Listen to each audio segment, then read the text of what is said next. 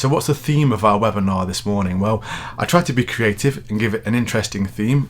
What I came up with was SEFs, SIPs and SDPs, because school self-evaluation and improvement planning, it's given all these different acronyms and different labels, but we basically know what we're talking about. And then that subline of engaging head teachers in a trust-wide approach. And that's the important bit. That's the bit we're going to focus on. So my name is Daniel O'Brien. I'm one of the directors at ABACUS. We've been working with educational organisations now for about 25 years. And my personal focus for about the last 10 years has actually been quality assurance, self-evaluation and improvement planning in schools and in multi-academy trusts. More so over the last recent years, obviously in trusts. So it sounds a bit dull, doesn't it? Kind of that's your focus, self-evaluation and improvement planning. But hopefully what you'll see, the method that we use, the approach, the model that we use, it's quite interesting. It's quite exciting and good to use. So why this session? Obviously, I spoke a moment ago that we'd had our quality assurance sessions with trusts. We'd looked at risk assessment and risk registers.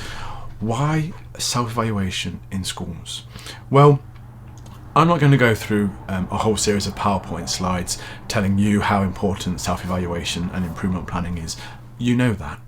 Any organisation, to be highly effective, has to look at what it does with a view to doing it better. And that's why we have school self-evaluation and improvement planning. But let's just get straight to the chase. There are challenges with this in multi-academy trusts. There are challenges when we have a group of schools and potentially we're dealing with apathy, because a lot of the time we find that some head teachers, school self-evaluation and school improvement planning, it's pushed down the to-do list. Sometimes it sits quite near the bottom of the to-do list, and that can be quite natural. We often find that self-evaluation, look at what we do, trying to find out where it's effective, trying to find out where maybe it isn't effective, can be something that we push to one side. Sometimes it's even seen a bit as a tick list, kind of a paper-based process that we just have to go through because that's what we do. Obviously, when you're dealing with a number of schools, you're dealing with different head teachers, different school leadership teams, some with different levels of experience, some that might even be quite change resistant. They've done school self-evaluation and improvement planning in their school that way for a number of years. There's never been a problem with it, so why change it? Why adapt a trust-wide approach when what they do works? And often self-evaluation nowadays and school improvement planning, it falls to a piece of software, which for a head teacher and a leadership team means more screen time. And sometimes that means looking at data and evidence, and that cannot be the most enjoyable part of the job. So there are all these challenges around establishing this trust-wide approach to school self-evaluation. But if we can do it, if we can engage head teachers, if we can give them an approach that they trust, that they see as empowering them, and they buy into it, then there are huge benefits. I mentioned those webinars on quality assurance and risk assessment. When you do that at trust level, if you can pull on the insights from your school leaders, if you can ask them, if you can survey them, if you can gain their insight on what's going well in the schools, then that makes your job a lot easier. You can make accurate judgments about quality, and you can drive improvement and put resources where you need to put them, where they're going to have the biggest impact in your trust. You can replicate that good practice that you know is happening over there because you've identified it, or they've identified it through their self-evaluation. So there are huge benefits to this. Now, one of the key things that we want to do is to get buy-in from our head teachers. We want them to like the approach, to trust it, to see that it trusts their professional judgment. And that is why we use the ABACUS model. So in this session today, I've roughly broken it down into 3 different sections. Firstly, we're going to look at this ABACUS model, this approach that's been used in schools for about 40 years. Then we're going to look at the online version of this approach and see how actually this is something that we can deploy in a trust. And you will be able to take this away from this session. So before I go into showing you the online tool, I'll give you a summary of that just so that you can be reassured that this is not a sales pitch, this is not something that you can't go away and get impact from. And then finally, we'll have a question and answer session. So I've opened up the chat box in Zoom webinars, and I've opened up the Q&A section. If you have a question as we're going through the session, feel free to type it in. If I feel it's relevant at that point, I'll answer it, or I may just leave it till the end and we'll cover it in the Q&A section at the end. So, the ABACUS model. Have you heard about it? Have you seen it? Maybe it's something you've come across before. It literally is based on one of these. And this is an abacus that my good friend John Pierce, who actually devised this model, came up with. Now, I'll just tell you very briefly about John. He was a school leader. He was a head teacher. He actually, for a short time, was an Ofsted inspector. He was a lead consultant at the National College. But if you met John, within a few moments you would understand that he is a school improver. That's in his heart. That's the essence of who he is, and that's what he loved spending time doing. And he would use an abacus with schools, nothing to do with maths.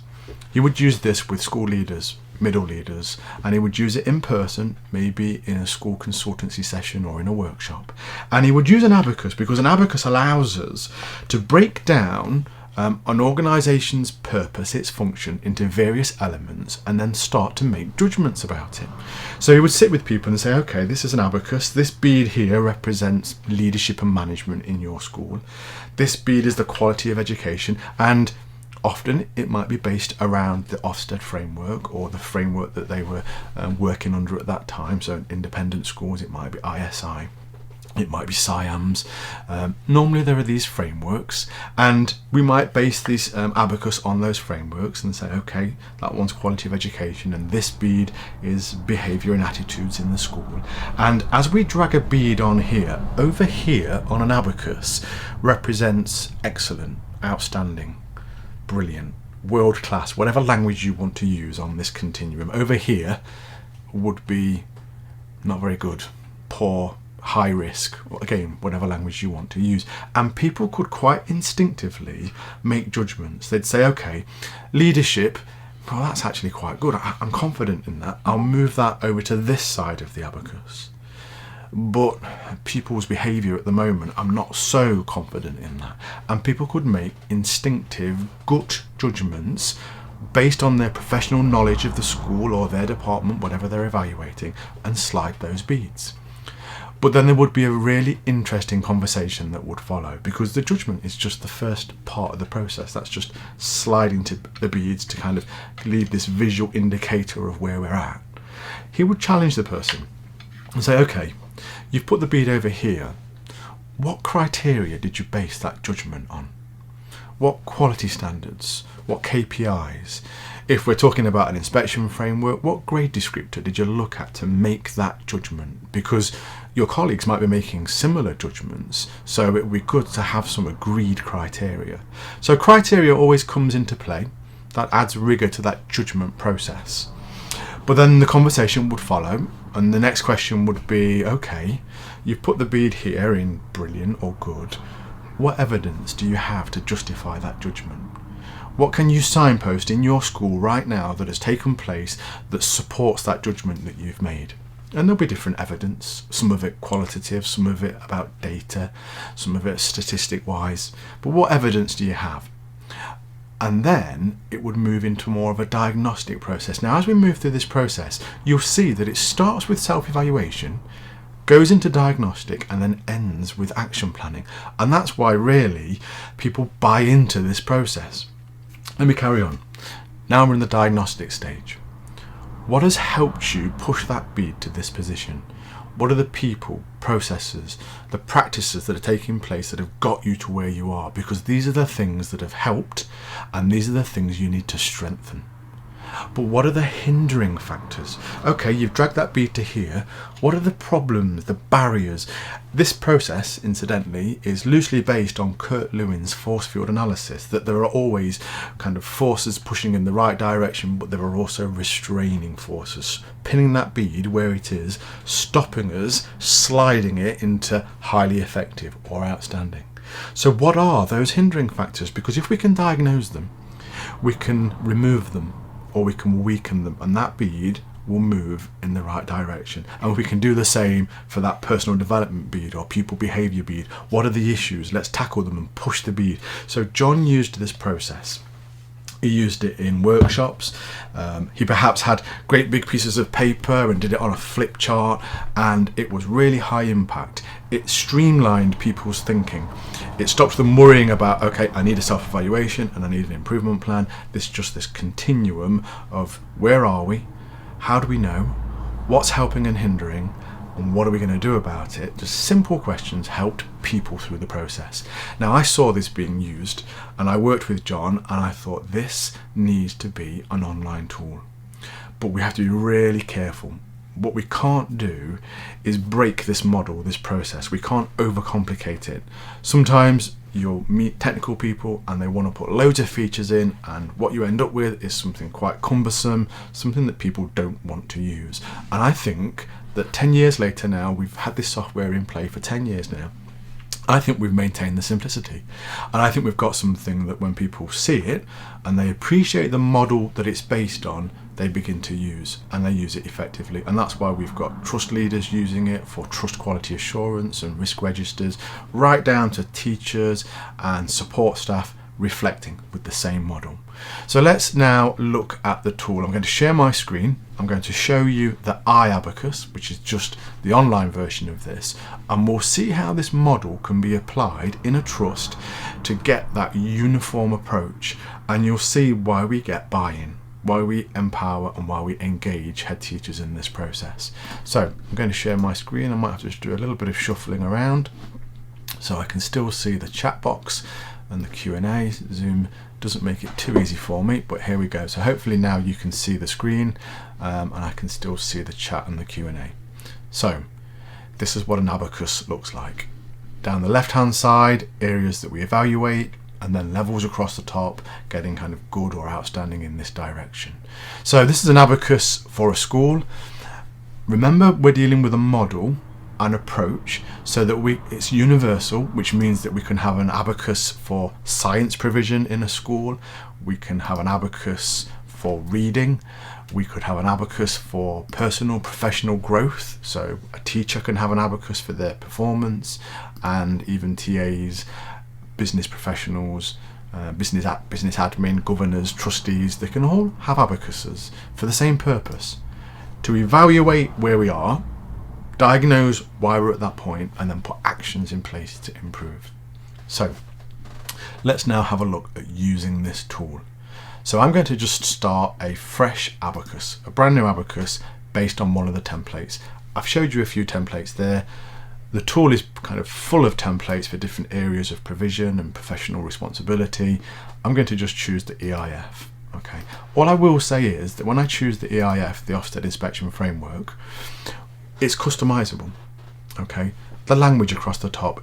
On any ABACUS, we can click customize. We can take out the areas that aren't relevant. We can add in our own areas. So let's just say we wanted to do a focus on reading or SMSC or personal development and British values. Whatever it is, we can add in our own areas and customize the ABACUS. We can customize the color scheme and the language across the top. So don't look at this tool and think it's an Ofsted tool, it's an Ofsted planner, it's an Ofsted improvement tool. This is not. This is a school improvement tool, and it's tailored to your schools, your trust frameworks, the criteria that you want in this tool. The model, the approach, always the same, because that works. So let's have a look at how it works. We pick up the bead and we make a judgment. We slide it in our school, if I'm a head teacher, working with my senior leadership team, to where we think we are. And we slide that bead to an appropriate level. And it might be straight away we drag that bead optimistically straight to outstanding. That might be where we are. And you'll see it loads in this model, this approach, this step-by-step diagnostic an action planning process. Now I can dive straight into that, or I can actually just go and make judgments in the other areas. And what this does is it gives us kind of relative judgments.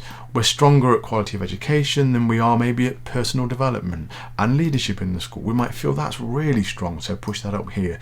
And it starts to show us or identify those areas where we might have more concern about our school or about our department or about our quality assurance in the trust, whatever it is we're evaluating. And you can see here we've even got that bead down here for reading in the school. But at any point what we can start to do is to work through the model. So let me pick up a bead here.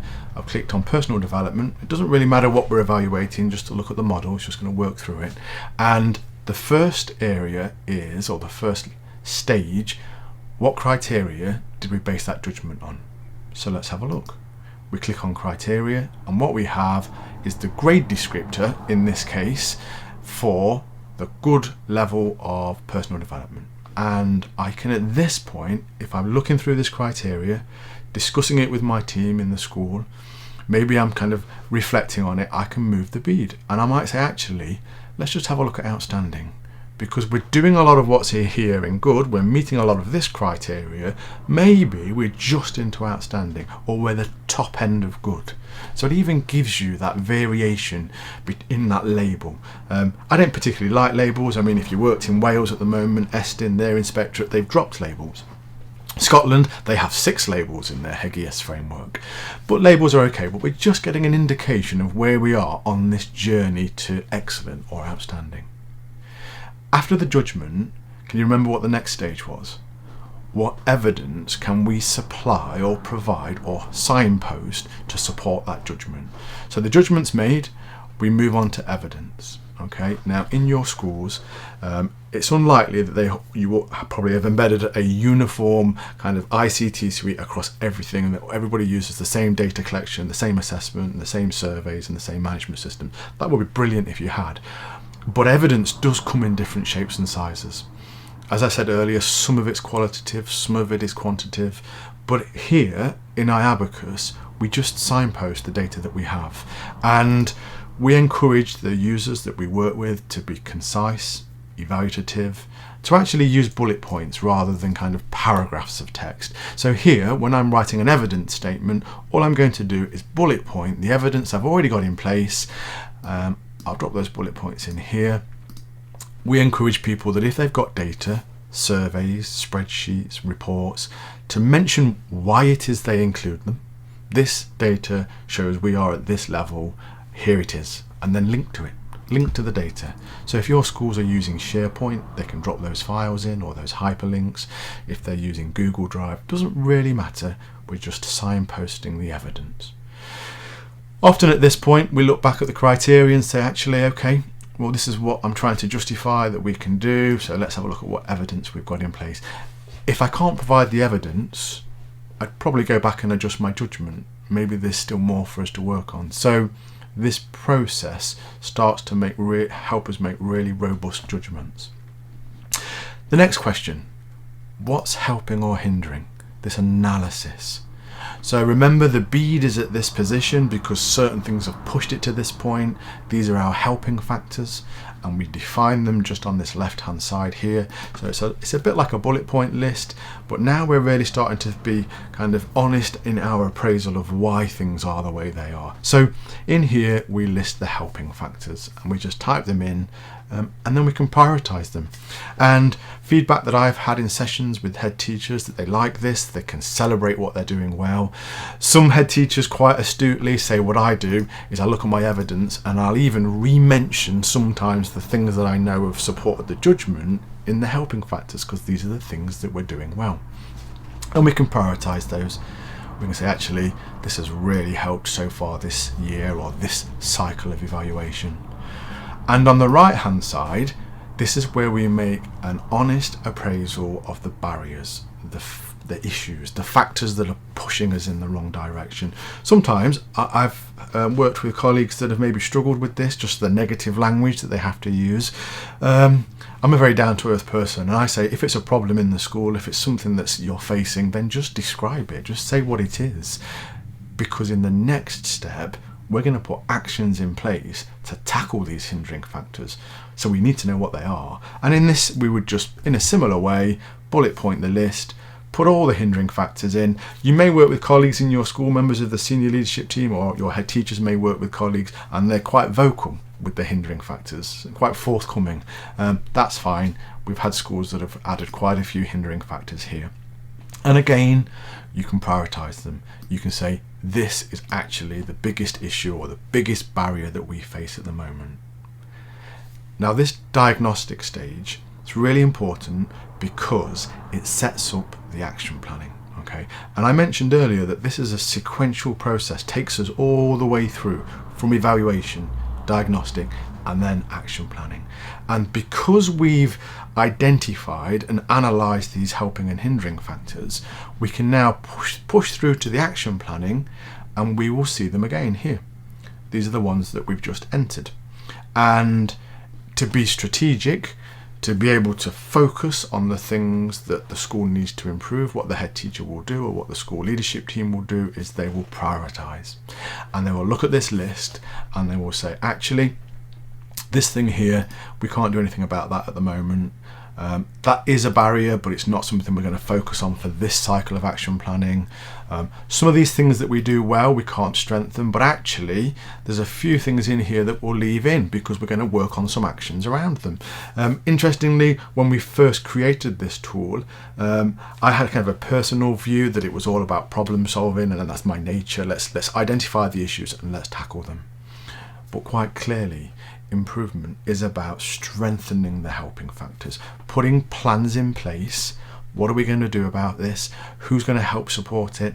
What will our success criteria be? When will we do this by? So we can put plans in place to strengthen the helping factors, and we can put plans in place to tackle the barriers, the hindering factors. So that's what they do. Head teachers and senior leadership teams, they will describe what it is they're going to do in a simple universal planning strip. What are we going to do?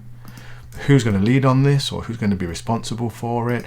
What will our success criteria look like? How do we know when we're going to be making an impact on learners, because this is our priority here? And then a deadline. When should this be in place by?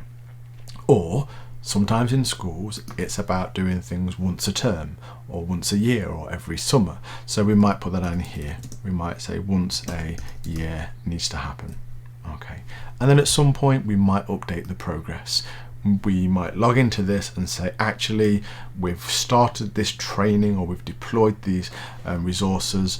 Let's just add some progress on here just so that when people log into this ABACUS, they can see we're making progress. So let's just recap what we've looked at there.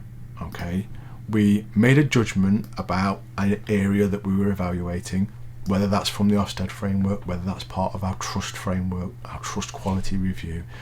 We then looked at the criteria to make sure that that was an accurate judgment, and we might have had to moderate that judgment.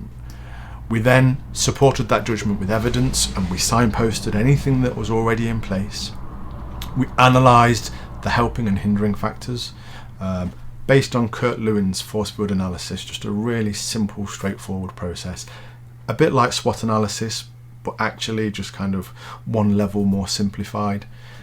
And then we've moved on to the action planning. We've hidden some of the things that we're not going to work on.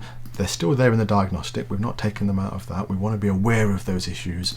But actually, as far as the strategy goes for improvement in our school, these are the things we're going to focus on. So that's the process. Now, at any point, your school leaders might want to share this, okay? One of the most robust, simplest ways to share an ABACUS is just to export it as a PDF document. Okay, so there are options in here. I'm just going to download this and export it, and you'll see here we have a really clean, simple overview showing the bead positions. Incidentally, you can add a cover page, so the school might want to set the context for this ABACUS. They might put kind of the school logo on there and some trust branding. That's fine. But the important thing is we've got our judgments on here so we can see where things are at. And then behind each bead within this document, and you can still see here that's an A4 landscape document, we've got our evidence supporting our judgment with the hyperlinks off to the files. We've got our analysis the helping and hindering factors, and then we've got our action planning, our planning strips. And in all honesty, when people see the report that they've created, they're quite relieved that it's so detailed and it's so robust, but they haven't had to sit with Microsoft Word, starting with a white empty canvas, dragging tables and fiddling with kind of the report formatting. They've just gone into ABACUS, they've followed those logical sequential steps, and then they've outputted a PDF. And actually people are quite proud of these documents. They're quite rigorous in the amount of information they've got and the support for their judgment. And in a trust or in a school even, you end up with a common format. Okay, so in a school, you might have your senior leadership teams working on an ABACUS for school improvement, but you might have middle leaders working on an ABACUS for their subject areas in preparation for a deep dive, just getting a view on where they're at and what they need to work on. All of your ABACUSs will be in a similar format. So your head teachers will pick up those ABACUSs, they'll look for bead positions, they'll look down helps and hinders.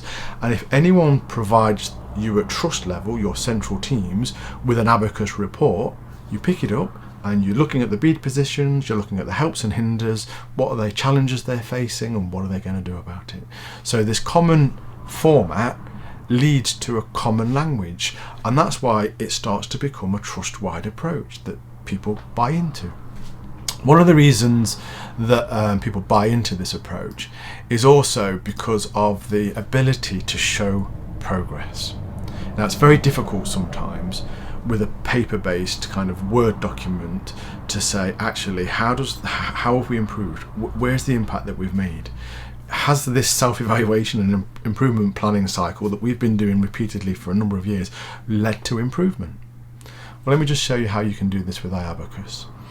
Let's say our bead positions here, okay, and we've put actions in place that we need to fulfill. We need to go away and work on them, and we do that as a school. We tackle those hindering factors. Naturally, we might want to just nudge this bead in the right direction and say, actually, we've moved to here now. Okay, that's fine. Your school leaders can do that.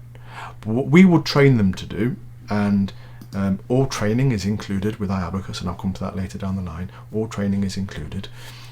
We would train them to leave that bead where it is, perhaps if this is a new cycle of evaluation, and make a new judgment and say, actually, this is where we were. We've moved now. We might be right up into outstanding, but let's just say we've moved to here. Okay, it will recognise they've made a new judgment. It will ask if you just want to move everything across, because people don't want to spend time retyping the same evidence and similar evidence. So what it will do is it will put a new bead on here. Here's the old bead showing where we were, or showing where the school was. And now what I can do as a head teacher or a senior leadership team, I can pick up this bead, I can dive into the evidence, and I can say, actually, we have new data that shows outcomes and achievement at this, or we've got new assessment processes, or we've implemented this from the trust. So this is new evidence showing this higher level of effectiveness. In our analysis, we've tackled some of these hindering factors, so they're no longer the barriers that we face, but as a school, we've had redundancies, or we've had staff leave, or we've had changes in practice, and that's impacted us. So we've got new barriers, and we put those into the system, and we say, actually, this is something we're now facing. It is high priority or high impact, so let's tackle it in the action planning. Let's say what we're going to do about this, who's going to lead on it, and we're using this common approach with this common language. But what we're doing is driving the beads in this direction. So I think that feedback is to us that this is actually quite rewarding and quite motivating. It gives the purpose of self-evaluation, that improvement, that action that drives us to be more effective. So ABACUSs show progress. They are also collaborative, okay, and this starts to lead. Are the beads dated? Very good question. Yes, the beads are dated, and if I create a report, you'd see that the bead was automatically dated. But what we can also do, we can go back and we can say, right, this original bead, yes, it's dated, and you'd see that in the PDF report, but let's give it an optional description, because we call this our summer review or our cycle 1. So you might say this was the summer 2024 review. So you can actually date them or describe them. So it's quite flexible. and that works really well for when you've got a previous judgment here, and then you can say actually this was cycle 2. It would be dated anyway in the PDF report. If I just show you the PDF report here, all the beads are dated, but if I look at the one here, it's dated and it's also got that description as well, so covering both grounds. Good question, thank you for that. I shall press on, because what I'm about to show you is that abacuses are collaborative.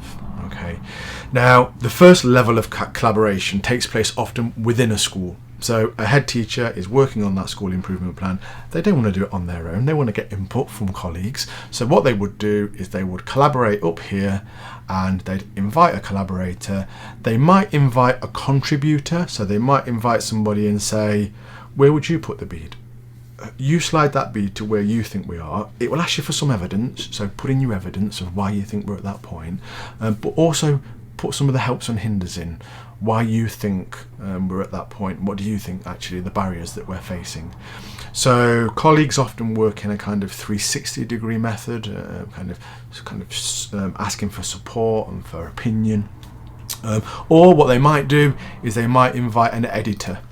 They might work closely with a few senior colleagues and say that we've put the beads on, we did that in a discussion, can you support that evidence there? Can you kind of put some of your notes into there, because that's your area of responsibility, that's your specialism, and I'll take care of those. And they work together on the beads that are already there. They can also invite others in other schools, so they can share and say, actually, I'll invite you as a viewer. Okay, they'll send that to another head teacher in another school and say, what do you think to this? Can I see your abacus? Because I'd love to see how you're getting on.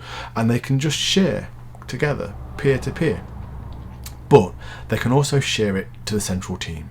They can share it to an executive head teacher, a regional director, a CEO.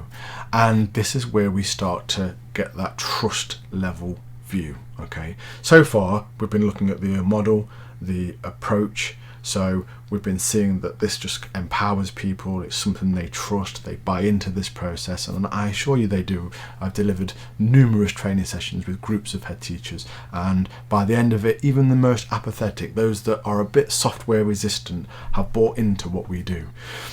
That's the first win, if you like, but I often describe this as a win-win. Okay, and the second win is where they share their abacuses with the central team at trust level, because when that happens, you start to get an overview. And let me just show you how simple that is, how simple we make that in iAbacus.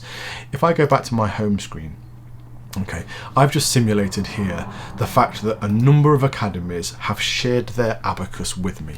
Okay, it's not a big number. We've got what, 1, 2, 3, 4, 5 different academies. This is actually a fairly old one, so it's based on the CIF. It's now based on the EIF, but the principles are the same. Okay, those abacuses have been shared with me. They can be shared with external people. So yes, they can be shared in either PDF format with Ofsted. I think that's the best way to share an abacus with an inspectorate. You can share it online like it's shared here, but I think actually the most robust way is just to share it as a PDF, because they can't miss any of the information. They just scroll down it, they see the evidence, the helps and hinders, and the action planning. So they're perfect for sharing in those pre-inspection conversations. When you share it with a colleague at the trust, they get all of those abacuses. Incidentally, you can't see abacuses till they're shared with you, and head teachers respect that model. They don't want to be self-evaluating, sliding beads while somebody at the trust watches that happen. What they want to do is to work on their abacus, get their evidence in place, do the analysis, put their improvement strategies there, and then share it. And when that happens, you end up with some abacuses on your home screen. So what I'll do here is I'll just select all of them, and then in another click, just 2 clicks, I'll overlay them to compare them.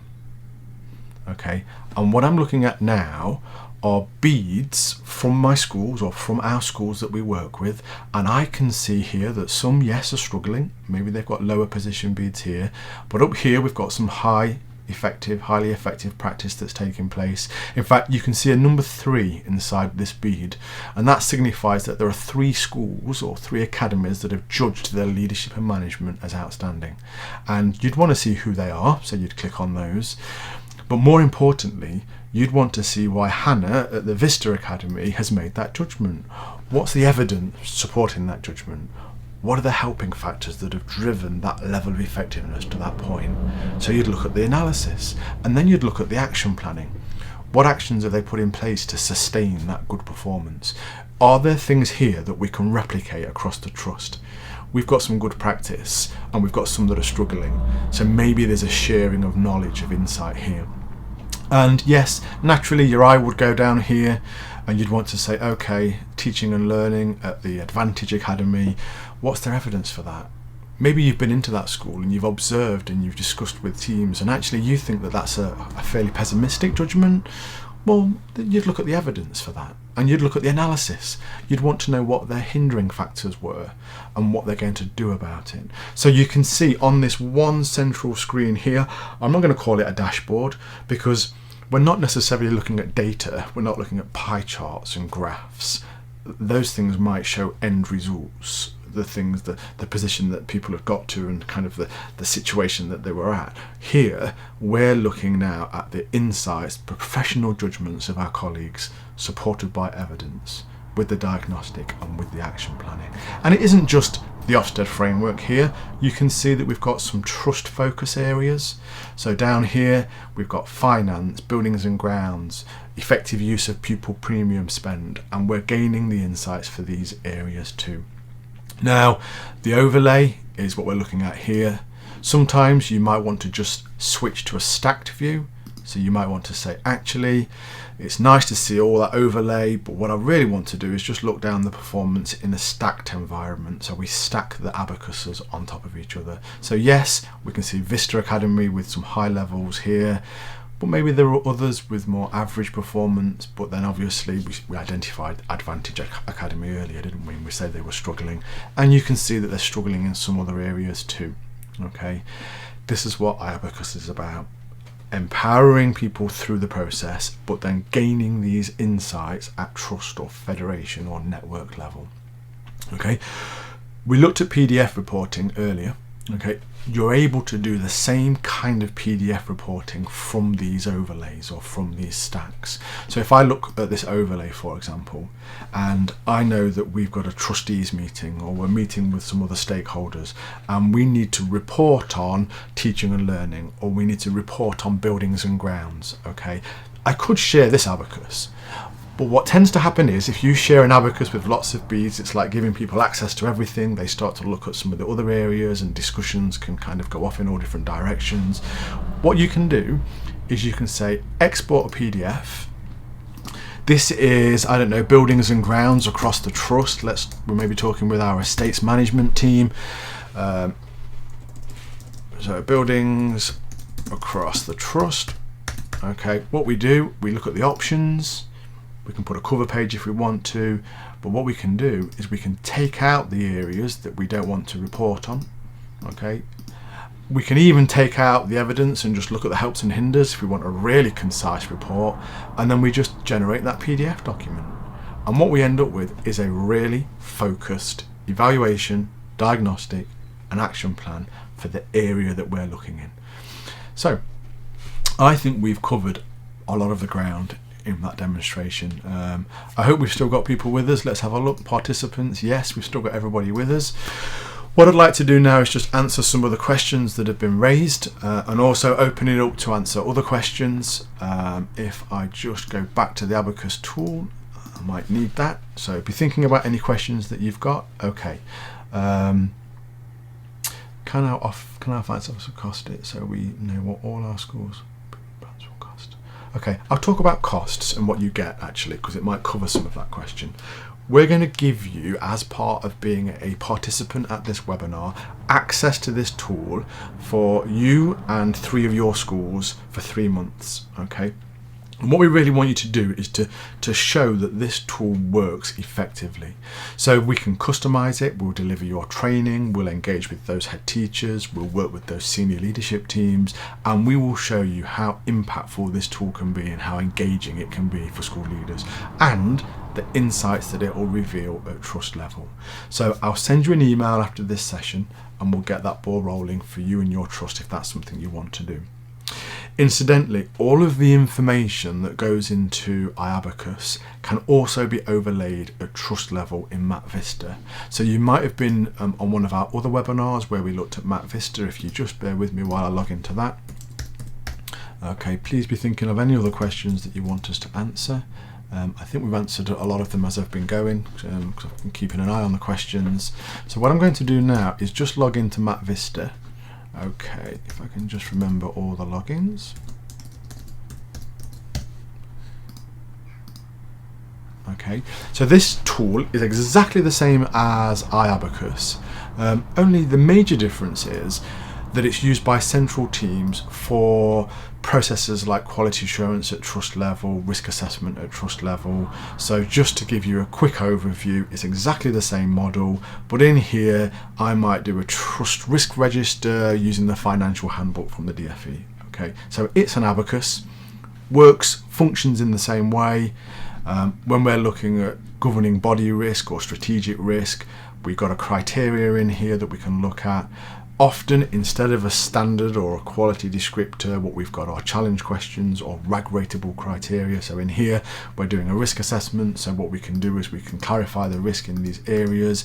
We might even comment about the likelihood or the impact of this risk.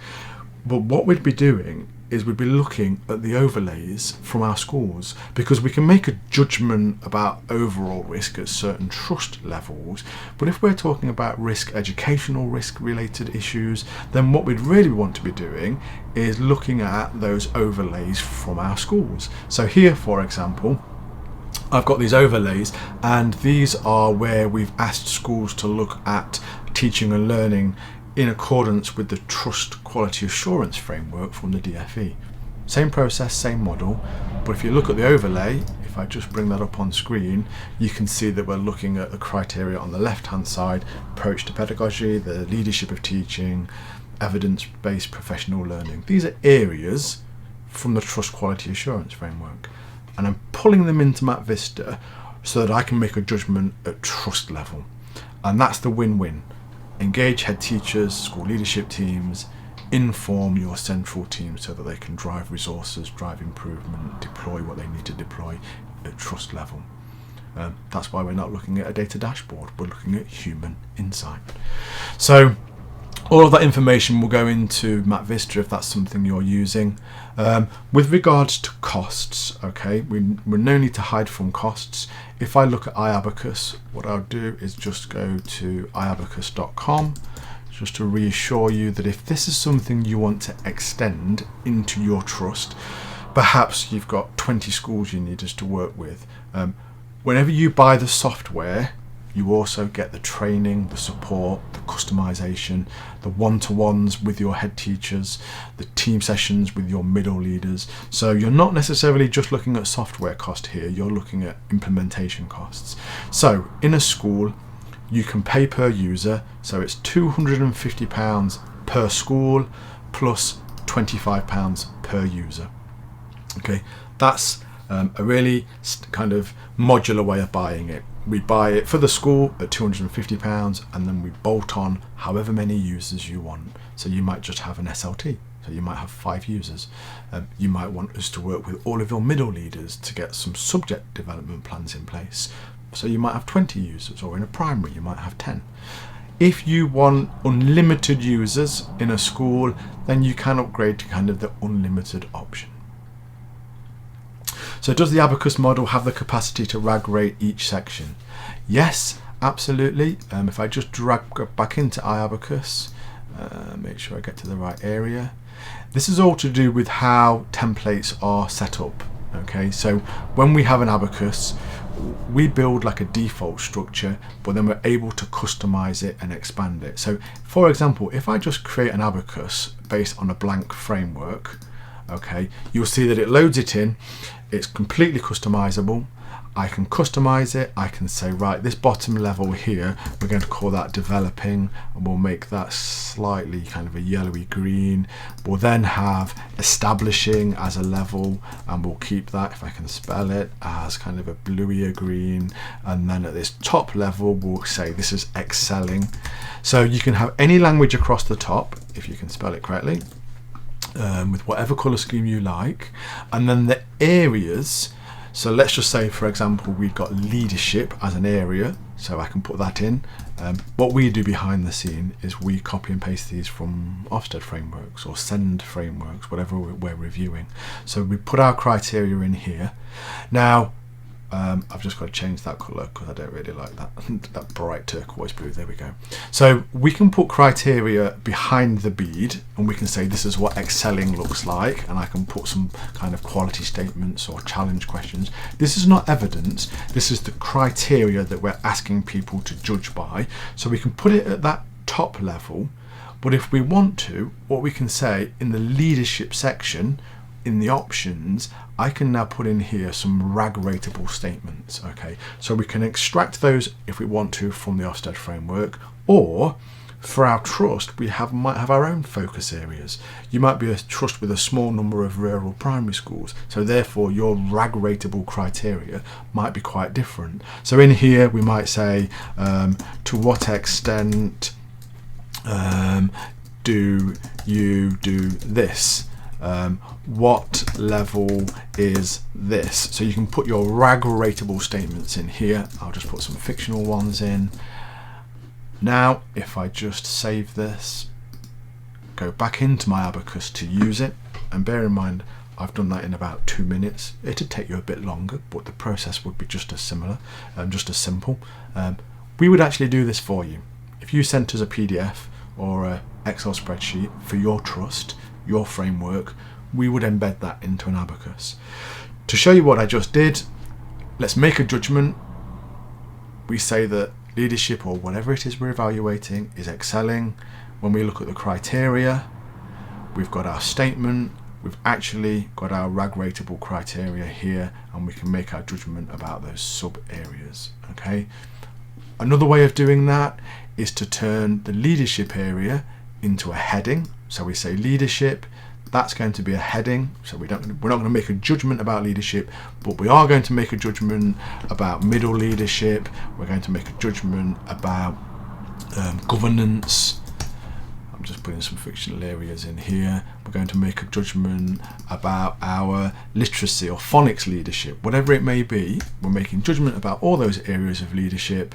And now what we've got is an ABACUS where we've got leadership as the theme, but middle leadership we can make a judgment in, governance we can make a judgment in, etc. So the beauty of our ABACUSs is that they're completely customizable. We tailor them to meet your needs. The model, the approach, always the same, always based on one of these. So there we go. I think I've answered most questions. Hopefully you found that beneficial. Sorry, we've gone a few minutes over time. I will send an email with your kind of next steps, give you access to iAbacus. One thing I can give you the option of, if you'd like a Zoom meeting with me where I talk to your head teachers, I can talk to you and your central team. We can look at how this might work in your context for your trust. Please get in touch. It's just a case of booking a Zoom, a Teams or a Google Meet, and we can take it to those next steps. So thank you very much for your attendance. I'll send you a quick feedback form. It literally is 3 questions. It just tells us whether we're doing the right thing with these sessions. So I really appreciate your feedback when I send that feedback form later this morning. I'll stay online just in case anyone else has any questions, but thank you very much.